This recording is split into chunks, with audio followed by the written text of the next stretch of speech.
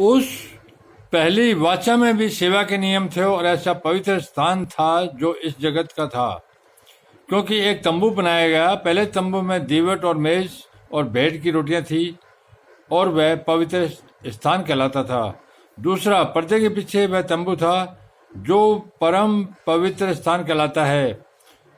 उसमें सोने की धूपदानी और चारों ओर सोने से मंडा हुआ वाचा का संदूक और उसमें मन्ना से भरा हुआ सोने का मर्तबान और हारून की छड़ी जिसमें फूल फल आ गए थे और वाचा की पटियां थी।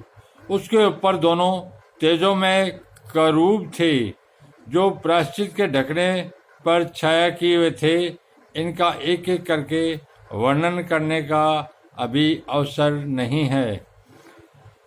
ये वस्तुएं इस रीति से तैयार हो चुकी है। उस पहले तंबू में याजक हर समय प्रवेश करके सेवा का कार्य संपन्न करते थे, पर दूसरे में केवल महायाजक वर्ष भर में एक ही बार जाता है और बिना लहू लिए नहीं जाता, जिससे वह अपने लिए और लोगों की भूल चूक के लिए चढ़ाता है।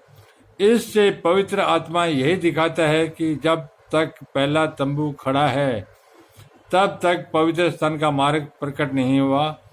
यह तंबू वर्तमान समय के लिए एक दृष्टांत है जिसमें ऐसी भेंट और बलिदान चढ़ाए जाते हैं जिनसे आराधना करने वालों के विवेक सिद्ध नहीं हो सकते, क्योंकि वे केवल खाने पीने की वस्तुओं और भांति भांति की स्नान विधि के आधार पर शारीरिक नियम हैं जो सुधार के समय तक के लिए नियुक्त किए गए हैं।